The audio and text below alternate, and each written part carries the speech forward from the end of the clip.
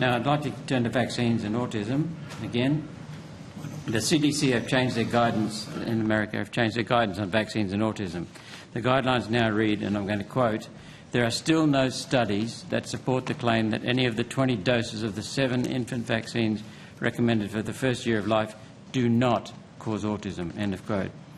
The American FDA has accepted that vaccines may cause autism because there is no study to show they are safe. Yet I've sat here repeatedly and earlier tonight and been told by the TGA over and over again that they are safe. You can't be right. Either there is proof they are safe or there is not. Which is it? Thanks for that question, Senator. So discussed this at length with Senator Antic. Yep. The policy decisions and announcements of the FDA are matters for the FDA, and those questions should be directed to them. I would just highlight a couple of things. It is not my understanding that the FDA has said that vaccines cause autism, as I think you outlined in your question. Correct. That's not what they've said. That's correct. They've not said that vaccines cause autism. They've said there are still no studies that support the claim that any of the 20 doses of the 7 infant vaccines recommended do not cause autism. But I think you went on to say at the end of your question, and please correct me if I'm wrong, that the FDA is thereby saying that vaccines cause autism? Then I said the FDA, though, has accepted that vaccines may cause autism because there is no study to show that they are safe. Okay. So again, the three-point statement that appeared in November on the CDC's website, which replaced its previous guidance on vaccines and autism, was of a particular wording, and it seemed to me to be quite clear to say it cannot be said. In its view, it cannot be said that vaccines do not cause autism because no studies have shown that it does not cause autism. Now, as I mentioned previously in my response to the question by Senator Antic, there is a fundamental scientific challenge in stating that something exists because you haven't been able to prove that it doesn't. So the scientific process is an individual or a party that makes a scientific claim holds the onus to provide the evidence that that claim is supported. For instance, if you're claiming that vaccines cause autism, the obligation is on you or another person who's claiming that to demonstrate the evidence that supports that claim.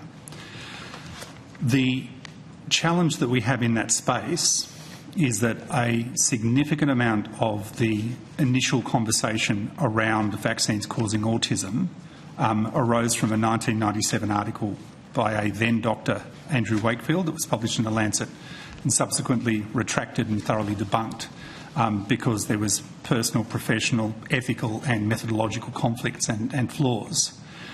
And since then there have been multiple studies over decades involving millions of children and adults who have received different types of vaccines over different years, and in that time there has been no demonstrated causal or associative link between vaccines and autism.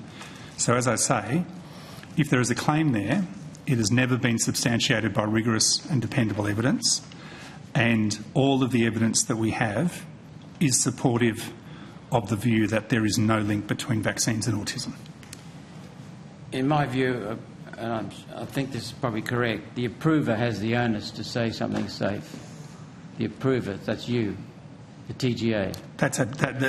According to FOI 1345-01, you have 43 sudden unexpected deaths reported on your adverse event management system following injection of Infantrix Hexa vaccine. Are none of those caused by the vaccine?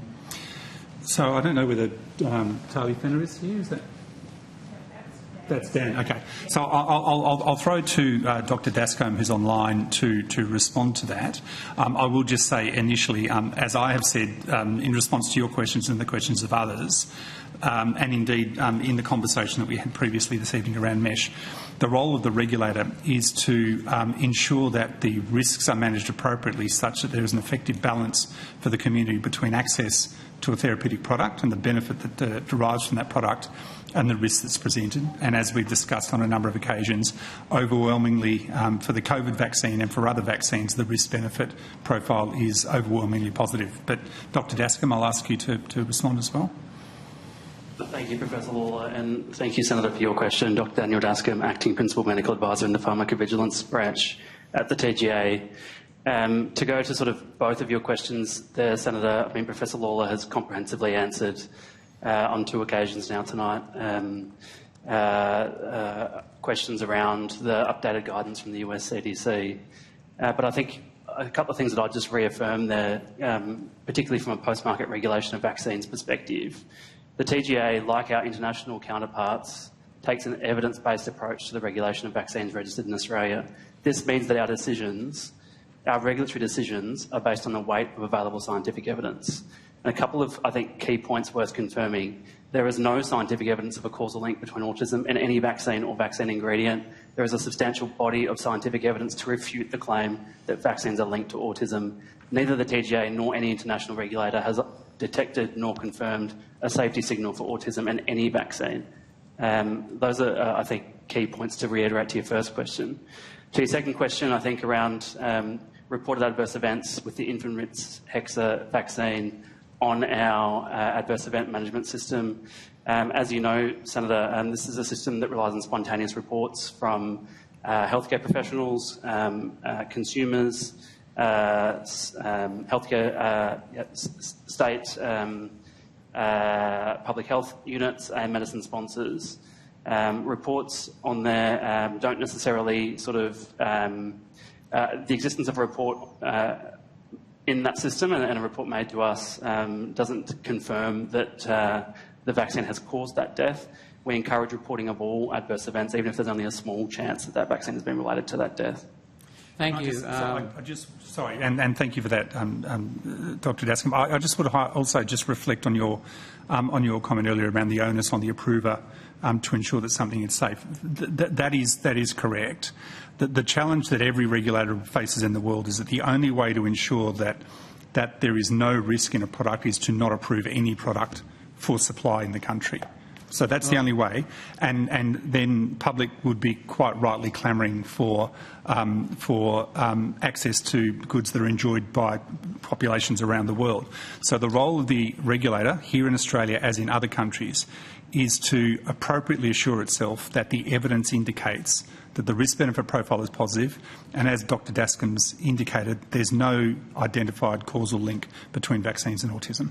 I'll take you back to, you weren't here, sorry, but Professor Skerritt. I asked him a question about the testing of the COVID Pfizer shots in Australia. He said, no, we didn't do any testing. We relied upon the FDA in America. And at that time, it had already been stated prior to that the FDA did no testing itself and relied on Pfizer. And Pfizer cut short its trials because of the number of people who died. So we had a failed study that led to the approval of vaccines, of COVID injections in this country. And no one knew about it. Yet it was open public knowledge in the United States. So let me continue. Yep. A Korean study published in Biomarket Research in September this year followed up 8.4 million Koreans and found as follows. Within a 12-month period following their COVID jab, the vaccinated group had a 27% greater chance of being diagnosed in that 12-month period with cancer when compared to an unvaccinated group. This was a massive study. And this does not prove causation, although many studies I've shared with you prove how these products cause cancer. It does prove correlation. Do you still maintain that COVID vaccines are safe? So I do not recall, Senator, an article that you shared with me that does prove causation between these vaccines and cancer. And also, given the need to analyse the documents, I don't have the article that you're describing in front of me, so I think it would be inappropriate for me to comment on it specifically. Okay, I'll check that. On November 28, 2025, Dr. Vinay Prasad, Director of the FDA's, American FDA's Centre for Biologics Evaluation and Research, sent an email first reported by the New York Times, described findings from a recent internal FDA review of paediatric deaths reported to the Vaccine Adverse Event Reporting System, VAERS, between 2021 and 2024. According to the memo, an analysis of 96 reported paediatric deaths ages 7 to 18 concluded that at least 10 were causally linked to COVID-19 vaccines, primarily due to vaccine-induced myocarditis. Prasad described this as a profound revelation. Professor Kidd, do you acknowledge that paediatric vaccines can cause death?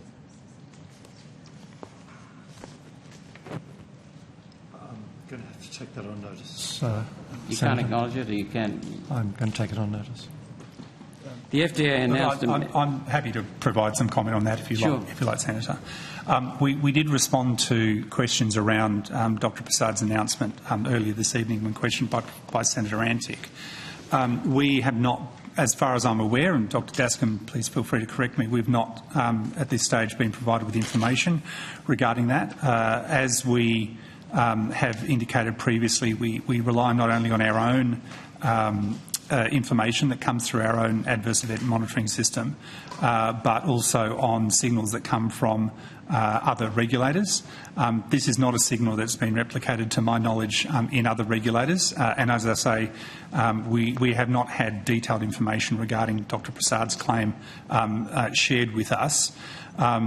In terms of the question that you posed to Professor Kidd, one of the reasons we have robust post-market vigilance in place for medicines, devices and in fact all therapeutic goods that we regulate is because that we recognise that individuals sometimes react to medicines. I mean, if I give you an example, we have a number of other medicines, non-vaccine medicines, to which individuals can have allergic reactions. So it would be inappropriate of I think, either Professor Kidd or myself to say that people can't react to these things. Our role as the regulator is to ensure that appropriate systems are in place to identify safety signals as they arise, to analyse them, to understand them and to respond to them in an appropriate way.